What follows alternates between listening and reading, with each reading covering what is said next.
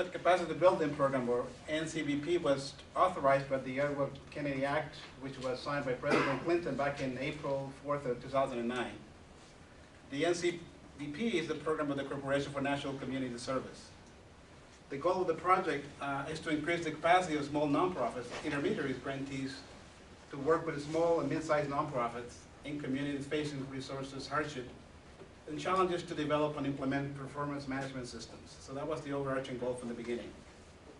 Small to mid-sized nonprofits are defined under this grant as nonprofits having annual budgets of no more than $5 million. So that was the target from the beginning. The proposal leveraged some of the work that we have done at the Community Foundation. Just a quick background, we started doing work on asset development back in 2003 with JP Morgan Chase and the Annie Casey Foundation. At that time it was called Campaign for Working Families, and 2 years ago we renamed it to Family Economic Success, because that's the framework that's created by Annie Casey. And we've been doing some work with them. We even did some training 2 years ago with nonprofits to introduce the framework, the Earn It, Keep It, Grow It. So to us it was a nice complement to complement and enhance the work that's been done since 2003, started on the U.S.-Mexico border on asset development, bite-sized voluntary income tax assistance, individual development accounts. Also, of course, to enhance the work done by the Alliance of Nonprofits, which many of you know, most of you know, they support a lot of capacity building statewide. And also FSG, Social Impact Consultant. They've been the pioneers of these breakthrough measurements and impact, and I'm sure you've seen the collective impact articles. I know I used to carry that with me in my briefcase, and I've given it to many, many people. So they are the big supporters of this collective impact philosophy. Our proposal was the highest rated. We got the highest score. There was a lot of, I'm sure you can imagine, a lot of proposals. We got the highest score. It was for $220,000 for 2 years, and it required a one-to-one match. And thanks to our leadership, and Jackie, of course, and our CEO, and the board made a commitment to provide the match. So we also provided the one-to-one match. Some of the other grantees, that time includes, the folks right here in Boston and Minnesota, the Bay Area, and the last one is the University of Central Florida in Miami. Just last year, there was another cohort that got funding also. I think there are 4 or 5 also nonprofits. Again, the purpose of Project SAM is to create a shared performance measurement systems to be utilized by small to mid-sized nonprofits that provide financial, education, and empowerment services. Many of these nonprofits have been doing a lot of work for years, and they still use, sometimes just a paper surveys to collect data, so this hopefully will help them be more sophisticated. The nonprofit will share the infrastructure to measure their impact, leverage their data, program development, fundraising, and of course to measure their ROI, or return on investment. We hope this will create a model for nonprofits who engage in similar work to emulate and build on this work.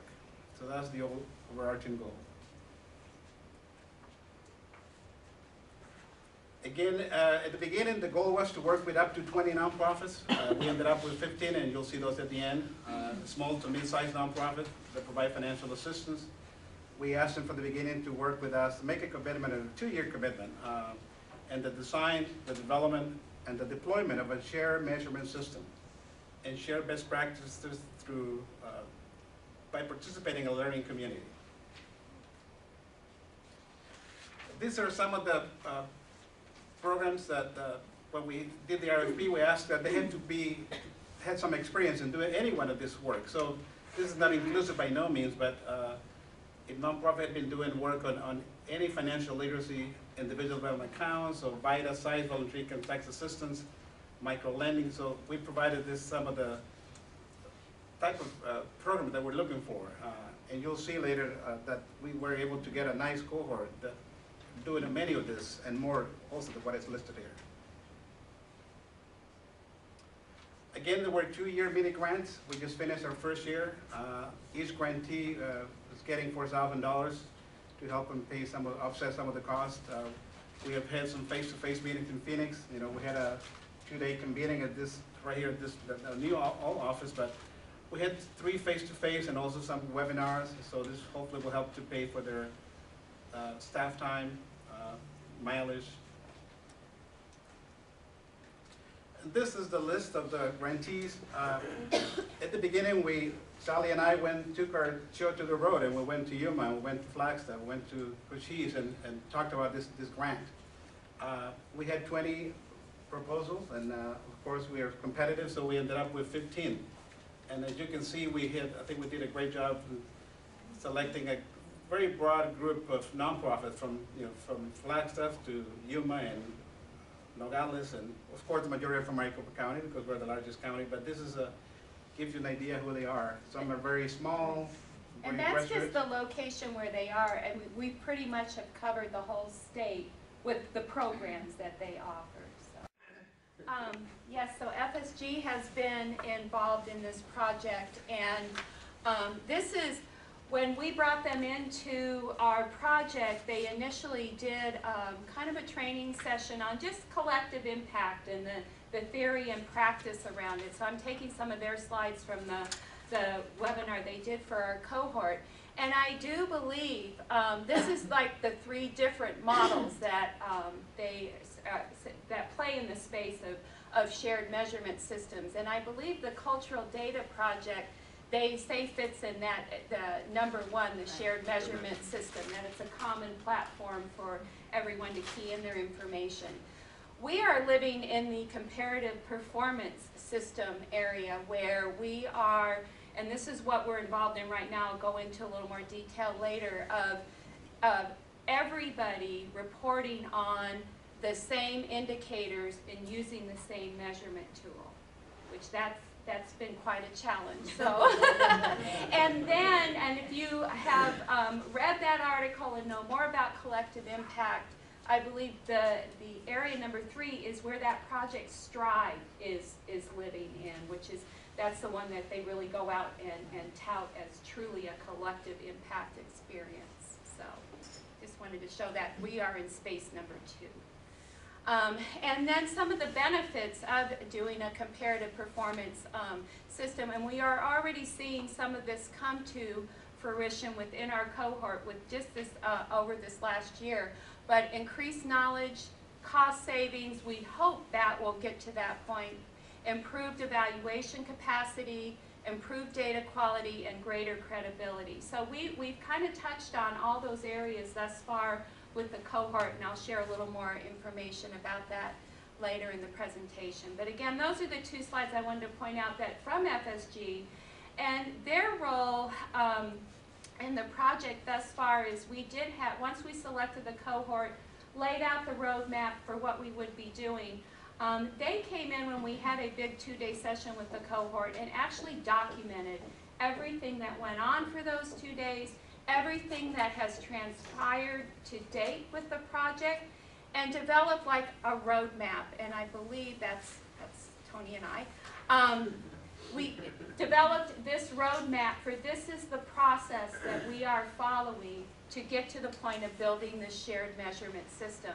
And I'm just so envious when I saw your presentation, like 3 years, $28 million, I don't know. So I wish we were at that point, but we're right in the thick of things. So anyways, so they did a great job of, it's an over 100-page document, of really laying out the roadmap of what has transpired, what we have learned to date, and recommendations if we were to replicate this process for other issue areas. Right now we're focused on financial literacy, financial education cohort, but we're hoping that we know we need to make revisions to the process, but that this can also be applied to, say, arts and culture organizations, homelessness, all sorts of other different issue areas.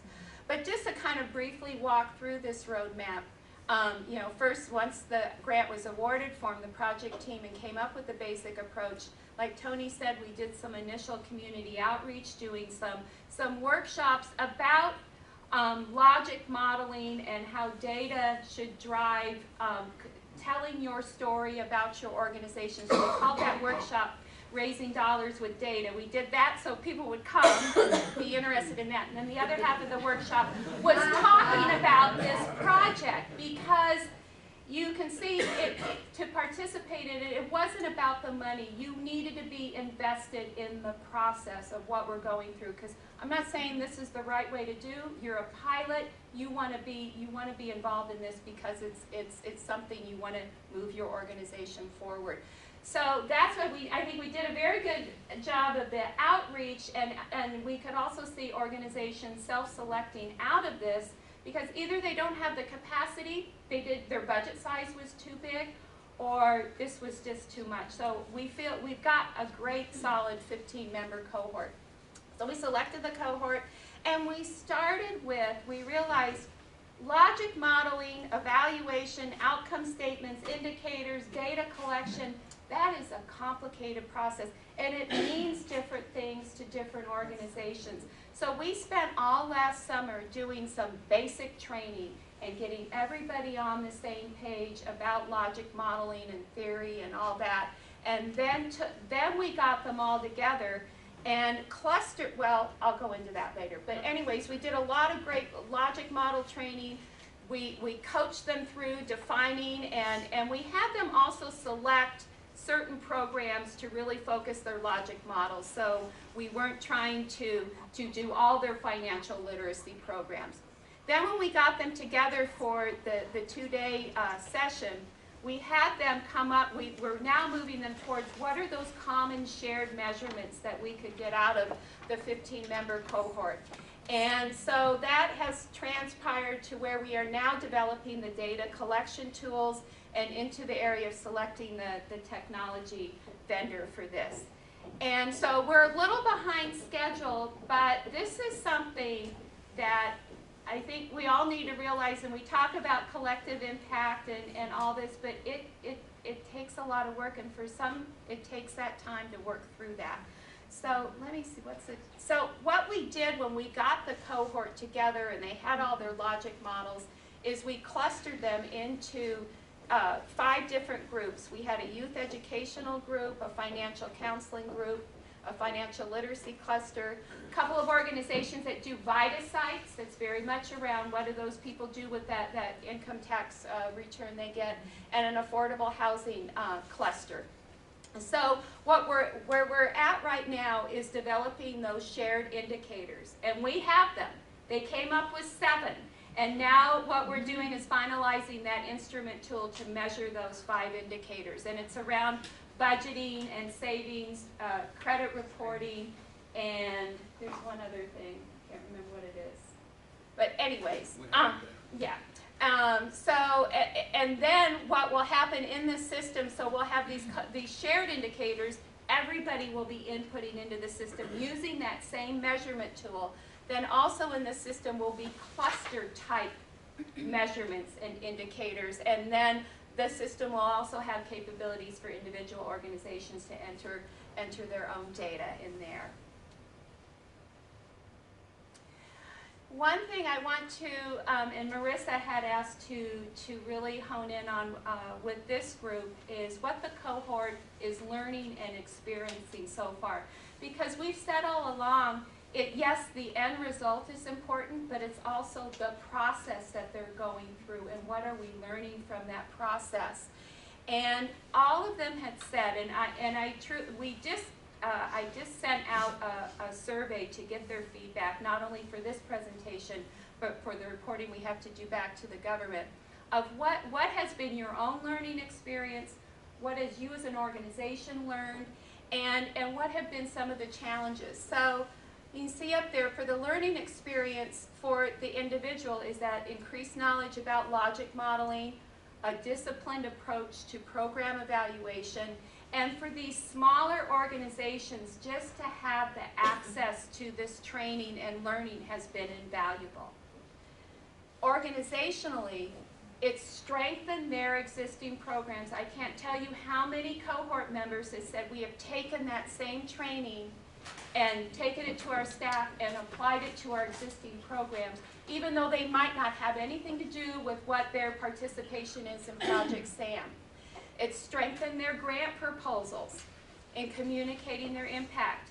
They have found they're making more data-driven decisions within their organization, And they've replicated the process that they've been going through with us within their organization. Now, we didn't tell them this is what you need to do. This just happened organically out of this project. And to me, that is really the biggest bang for the buck with this. And then also the cohort together and the learning community that is coming out of this and how they are sharing their programs. So there's, within cohort members, like you saw, there was Rainbow Housing. They do housing for families, and they have some kind of teen program in there. Well, Junior Achievement has a great financial education program for students. They're now taking that program to Rainbow Housing.